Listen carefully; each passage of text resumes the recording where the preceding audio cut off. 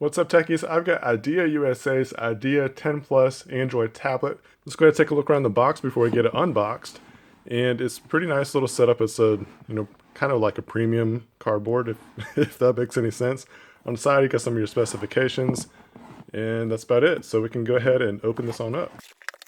All right, so we got the tablet itself. We'll put that off to the side so we can see what else it comes with. Looks like we just got like a little thank you and some more information about the company.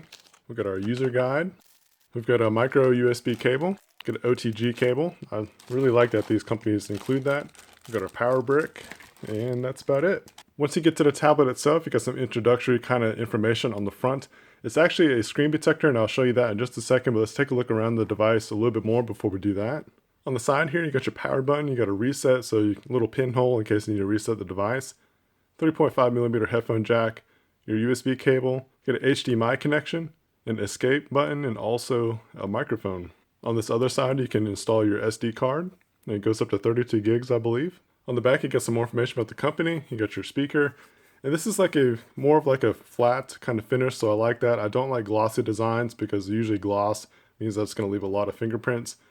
And also on the back, we got our camera. All right, so let me show you what I was talking about with the screen protector before, is that this actually comes with a pre-installed screen protector. And it has this one film there, but you also get one that's installed on this already. So you just kind of want to leave that part alone. You got a built-in screen protector that's really cool, so you don't have to go out and buy a separate one. You also got a camera on the corner over here. All right, so this is the welcome screen that we get once we get it all booted up. Comes 91% already charged. That's really cool. You got idea product, you got start, so we'll hit start. We'll go through this whole guide so that way you know what to expect. It gives you some options with the Amazon App Store and also their own App Store. You got online support, so that's really cool. And you can actually register your product. I'm going to skip this. I'm not going to register it. And just hit finished. Alright, so there we are. Here's the normal welcome screen that you see with Android, your launcher. Down here at the bottom, this is one of the first things I want to point out. There's no volume controls or buttons on the sides. You have to control the volume from the on-screen button. So if you need to turn it down, you do it via on-screen. You can kind of hear it getting louder and louder. If you need to change a different kind of profile, like notifications, you can do it by this. Let me take you through the settings menu so you can kind of see what kind of options it comes with. You got Wi-Fi. Let's go and see how good it turns on or not. Go ahead and put in my password. All right, so I'm all connected with the Wi-Fi, so that actually connected really quick. It wasn't that bad at all. We got Bluetooth, data usage, our more, airplane mode, tethering, and so forth. Sound, display, storage. We can double check what the storage is. You got 1 gig of RAM and then 16 gigs of storage, but you're going to get 12 gigs to be able to use it. And you can expand that again with the SD card. Battery, this is pretty cool. That's a really big battery, 5,500 milliamps. So you're going to get a lot of usage out of this. You can set up different users for this, so this is really good if you got a family. If you want to have some kids involved, you can set up different profiles for them. This is where you add your accounts. So it's basically the options that you're normally seeing with these kind of tablets. Let's go ahead and see what it comes pre-installed. You got a gallery up here. Looks like we got some kind of media player. Our settings, which is what we already did. This is going to take you to your rest of your apps.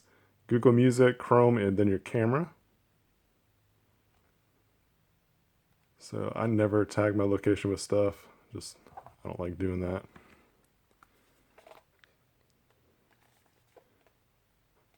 See the camera, the camera's over there, so you can kind of see the definition of it. It's not that high resolution, so it's not going to be anything that you're going to want to save anything for. I mean, it could be good for kids and things like that, but nothing like what, a Nexus 6P would take. It's just not going to be that kind of standard. So let's go and take a look at the rest of the apps. So we got an assistant over here, and it's the speak to it assistant. So it's going to be your voice commands. You got another browser. So you got a browser and Chrome, calculator, calendar, and camera, clock. This is like if you want to set an alarm or use it as an alarm clock, you can do that.